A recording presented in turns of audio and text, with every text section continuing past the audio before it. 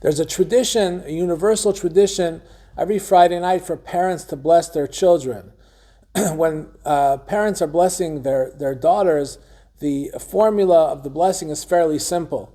Yisimech Elohim Kisar Rivka Rachel V'Leah, before going into the Birkas Kohanim, the priestly blessings, and that makes sense that we want to bless our daughters to be like the matriarchs of the Jewish people, Sarah, then Rivka, then Rachel and Leah. When it comes to blessing the boys, the choice of the gold standard of who the role models are seems to be somewhat unusual. The Torah says, Yisimcha lehikim k'Ephraim v'chadash, in this week's Parsha, which we adopted to the blessings that we bless our sons on Friday night.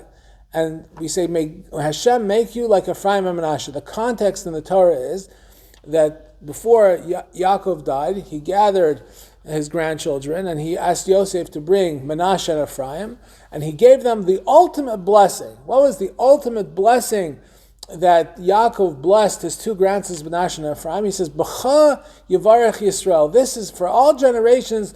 Jews will bless their sons by saying, Yisimcha Elokim Ephraim v'Menashe. May Hashem make you like Ephraim and Menashe. And the question should be fairly obvious. Of all the sons and grandsons of Yaakov, or out of all the wonderful Jewish men in history, why have Menashe and Ephraim become the gold standard, the role models to say, Yisimcha Elokim K'Ephraim v'Menashe, may Hashem make you like Menashe? Of course, we don't know anything negative about them. I'm sure they were wonderful people, but what makes them the gold standard that we always bless our sons that way every single Friday night?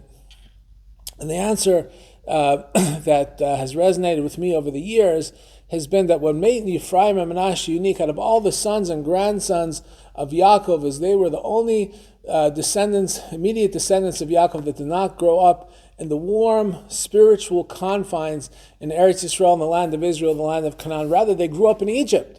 And Egypt, the culture was completely hostile to the values that Yaakov raised his family in.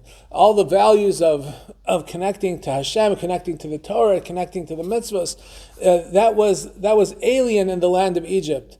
And yet, despite the fact that they grew up in a foreign culture, in a foreign land, with philosophies that did not align with their traditional values, they were still able to be children of Yaakov that lived the values of Yaakov, loyal to Hashem, loyal to Torah and mitzvahs. And that's why Yaakov chose the blessing to be like Yisimcha Elokim K'Ephraim v'Menashe, because in a sense, we are like Ephraim and Menashe. We are living in a land and a culture that the values don't necessarily align with our traditional Torah values. And we look to Ephraim and Menashe to be our inspiration, to be the gold standard, and say, may Hashem make our children like Ephraim and Menashe, just like they were able to be outstanding, notwithstanding the secular environment they were in. So too, we wish that for our children as well. Wishing you a wonderful Shabbos.